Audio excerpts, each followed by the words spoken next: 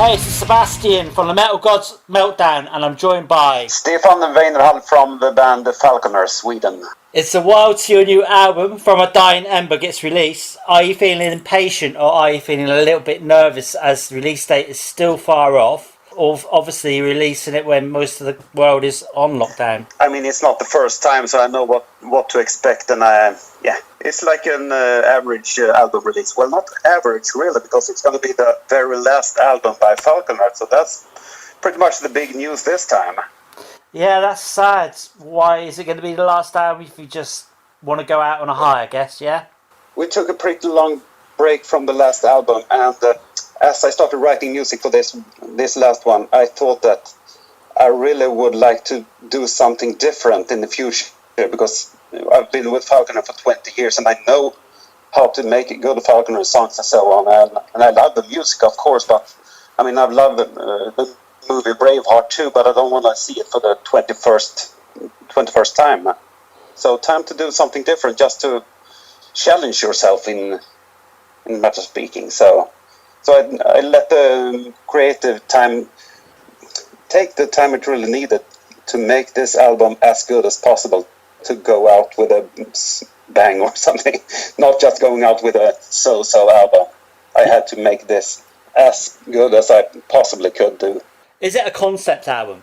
No, it's not. The only concept really within it is, the title is very fitting for letting you know that this will be the last album, because it's the last dying embers of the band of Falconer. So that's just the title, but the concept of the lyrics and so on is just independent songs. You said about the writing, is it just down to you, all the writing for the band, or does everyone else get involved with that side of it?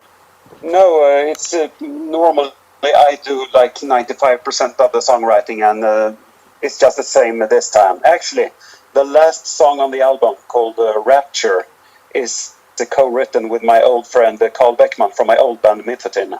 Okay. So I would see it like we close the circle, because the last album song is somewhat a Mythotin song, but with better vocals, of course.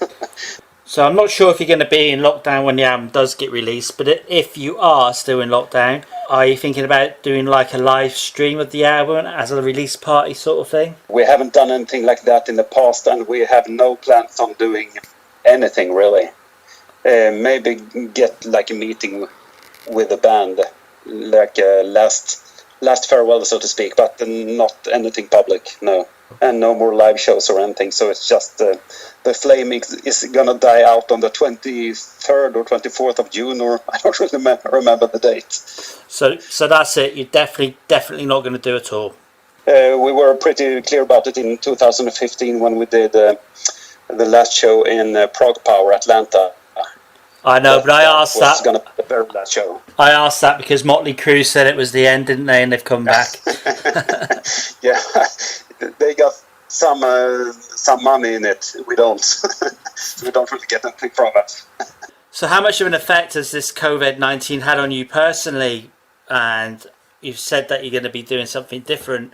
Is that going to be down the heavy metal, folk metal genre, or something totally different? It's really too early to say, but I will try to challenge myself into writing completely different things. But I know how to write metal music in my style, so that's what I'm really most comfortable with doing. But I really want to just throw myself out there and trying to do like a pop song or whatever.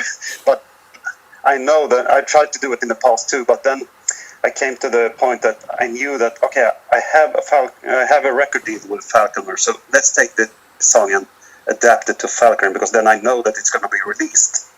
So this time I might come up with, say, 5 or 6 really good songs, and no record label would be interested, so I will have like 6 demo songs on SoundCloud, and no one will ever hear it. But I mean, that's a chance I'm going to take. Be able to do something different, or use different methods in writing music. Try to just use like the keyboard instead of the guitar, and see what happens. It's going to be really interesting, but how it's going to sound, it's going to be metal or synth pop, I don't really know.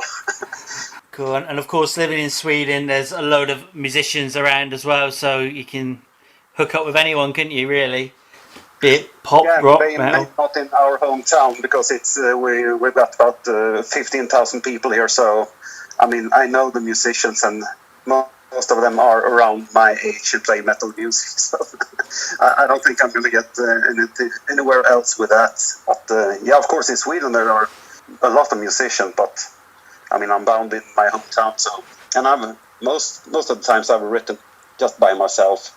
I'm just a loner when it comes to creating music. So, but it would be great to try and write something with someone else, completely different.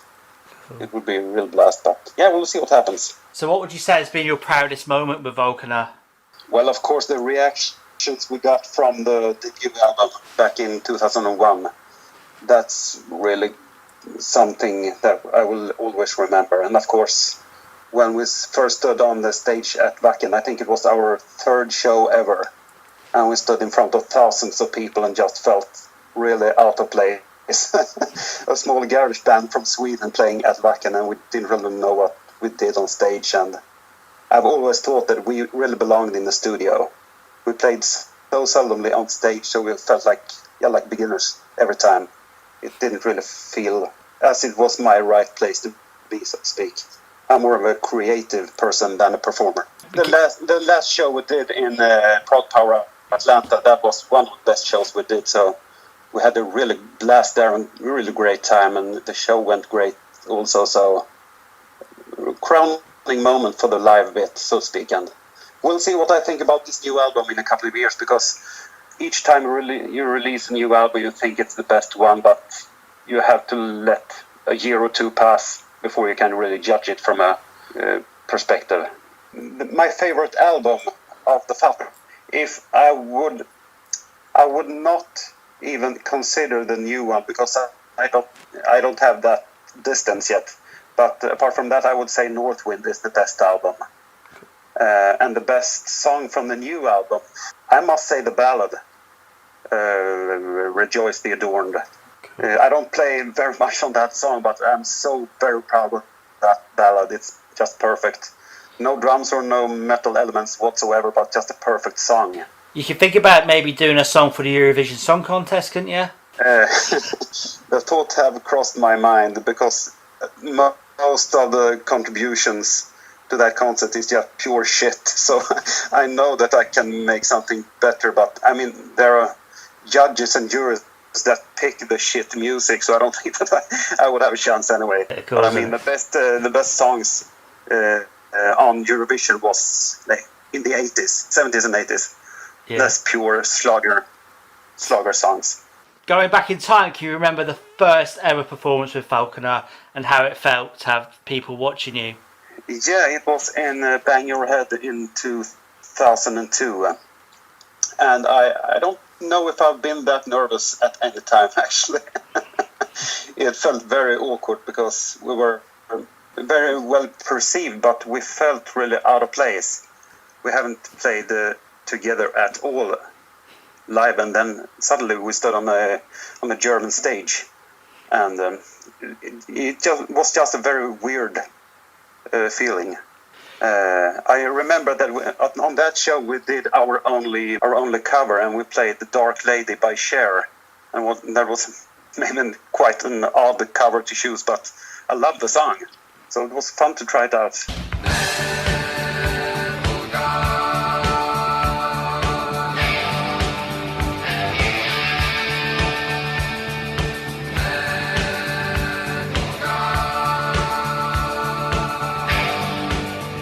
So if you could choose a track from A Dying Ember to feature on a film or, I don't know, soundtrack or any cult TV series, which one would you choose?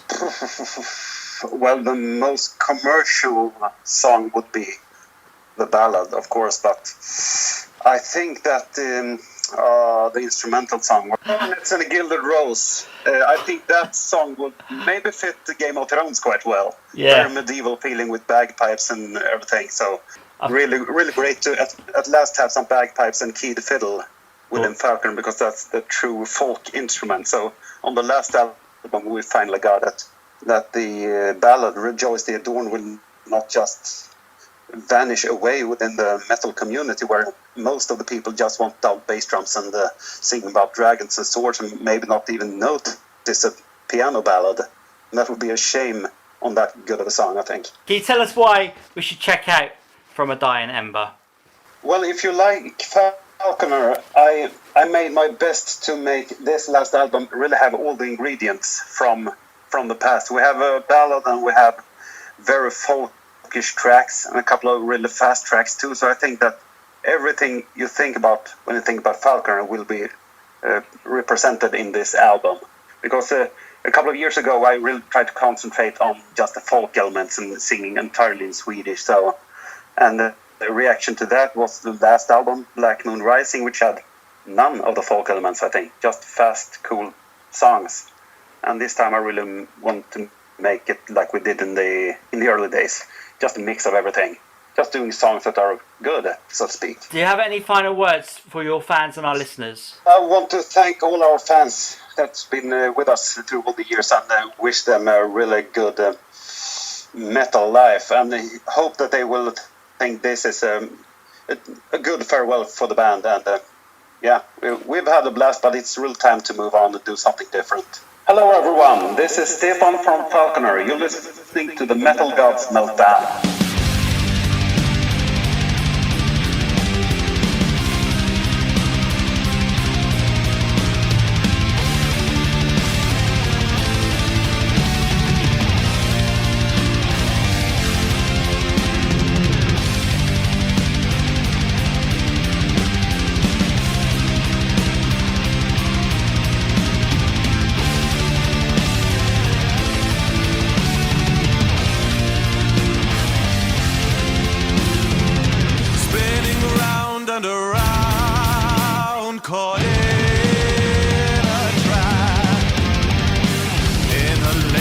Mundane life where the master is the slave, striving on through the dark and into the light.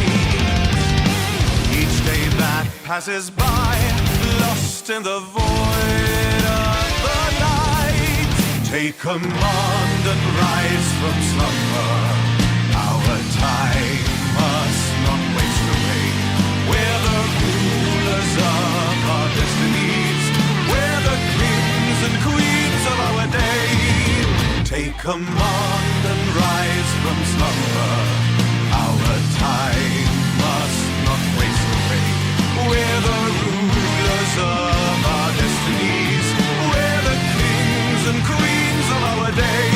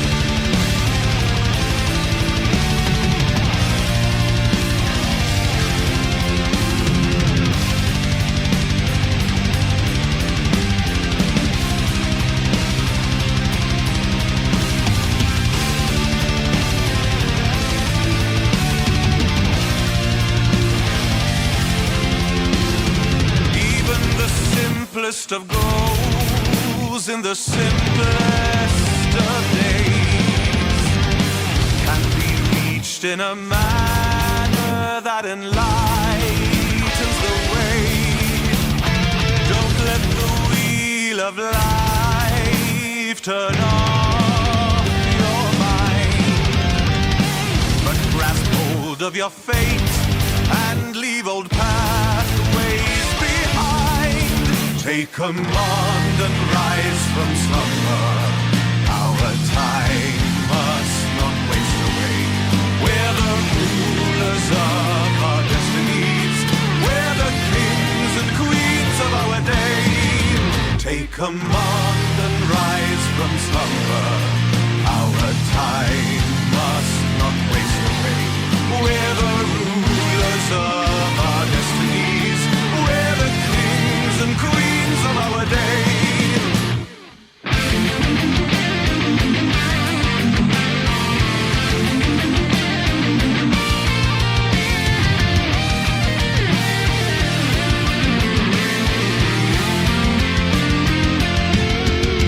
Take command and rise from slumber. Our time must not waste away. We're the rulers of our destinies. We're the kings and queens of our day.